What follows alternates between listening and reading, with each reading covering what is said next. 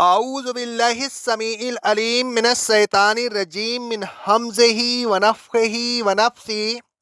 سورہ الانعام کی آیت نمبر 141 میں اللہ رب العالمین کا ارشاد گرامی ہے، اللہ ہی ہے جس نے ایسے باغات بھی پیدا کیے جو چھتریوں پر چڑھائے جاتے ہیں، اور ایسے باغات بھی پیدا کیے جو چھتریوں پر نہیں چڑھائے جاتے۔ اسی نے کھجور کے درخت پیدا کیے اور اسی نے کھیتیاں پیدا کی جن کے پھل مختلف اقسام کے ہوتے ہیں۔ اسی نے زیتون کے درخت پیدا کیے اور انار بھی جو ایک دوسرے کے مشابہ بھی ہوتے ہیں اور غیر مشابہ بھی ہوتے ہیں۔ اے لوگوں، جب ان میں سے کوئی درخت پھل لائے تو اس پھل کو کھاؤ، اور جس دن پھل توڑو یا کھیتی کاٹو تو ان نعمتوں کے شکریہ میں اللہ تبارک و تعالیٰ کا حق بھی ادا کرو، یعنی عشر وغیرہ ادا کرو اور فضول خرچی نہ کیا کرو۔ اللہ تبارک و تعالیٰ فضول خرچی کرنے والوں کو پسند نہیں کرتا۔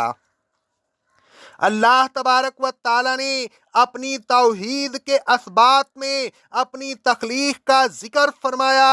اللہ تبارک و تعالیٰ نے فرمایا وَهُوَ الَّذِي أَنشَأَ جَنَّاتٍ مَّعْرُوشَاتٍ وَغَيْرَ مَّعْرُوشَاتٍ وَالنَّخْلَ وَالزَّرْعَ مُخْتَلِفًا أُكُلُهُ وَالزَّيْتُونَ وَالرُّمَّانَ مُتَشَابِهًا وَغَيْرَ مُتَشَابِهٍ۔ اور اے لوگوں، وہ اللہ تبارک و تعالیٰ ہی ہے جس نے ایسے باغات بھی پیدا کیے جو چھتریوں پر چڑھائے جاتے ہیں، اور ایسے باغات بھی پیدا کیے جو چھتریوں پر نہیں چڑھائے جاتے۔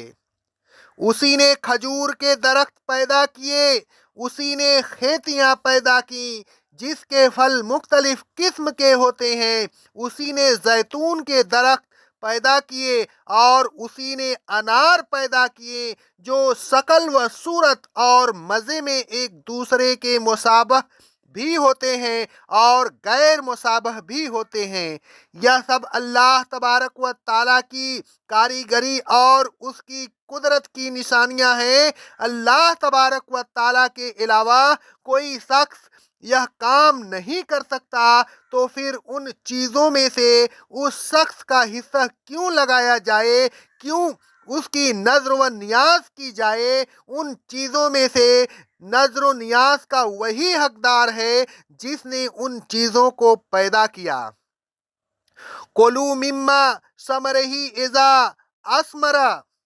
تو اے لوگوں، جب ان درختوں میں سے کوئی درخت پھل لائے تو تم ان کا پھل کھاؤ، وَآتُوا حَقَّهُ یوم حصادہ۔ اور جس دن تم پھل توڑو یا کھیتی کاٹو تو اللہ تبارک و تعالیٰ کا حق ادا کرو، جس نے تمہارے لیے یہ ساری نعمتیں پیدا کی۔ یہ حق تو پیدا کرنے والے ہی کا ہے کہ اس کی پیدا کی ہوئی چیز میں سے اس کے نام پر اس کو خوش کرنے کے لیے دیا جائے۔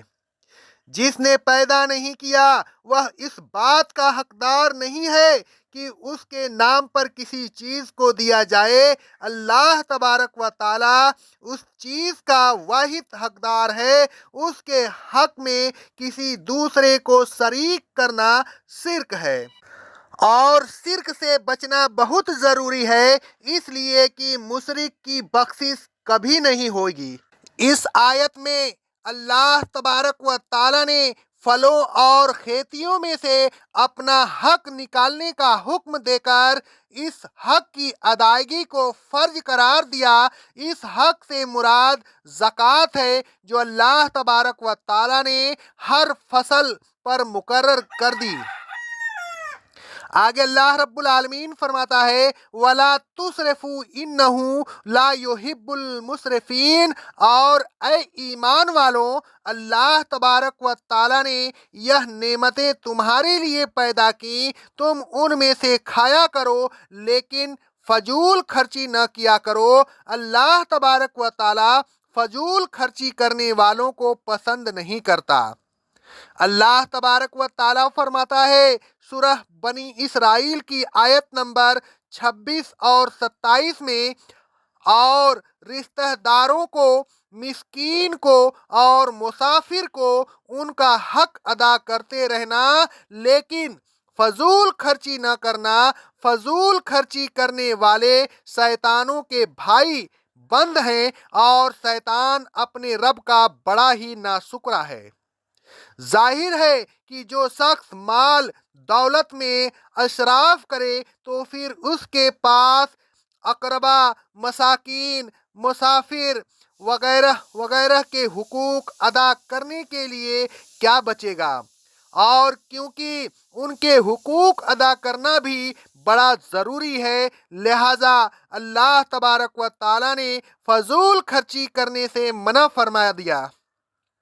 رسول اللہ صلی اللہ علیہ وسلم فرماتے ہیں، صحیح بخاری اور صحیح مسلم کی حدیث ہے، اللہ تبارک و تعالیٰ نے تمہارے لیے 3 چیزوں کو ناپسند فرمایا۔ پہلا نمبر کیل و کال، مال کا ضائع کرنا اور بہت سوال کرنا۔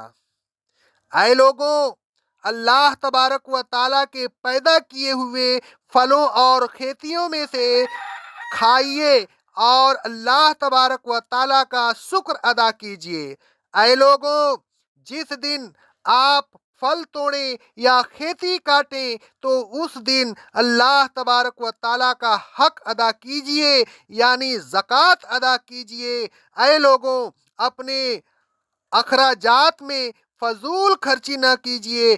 اگر آپ فضول خرچی کریں گے تو دوسروں کے حقوق کیسے ادا کریں گے؟ اللہ تبارک و تعالیٰ ان تمام باتوں پہ ہمیں عمل کرنے کی توفیق عطا فرمائے، اور ہم تمام لوگوں کی صغیرہ اور کبیرہ گناہوں کو معاف عطا فرمائے۔ اقول قولی ھذا استغفر اللہ استغفر اللہ استغفر اللہ۔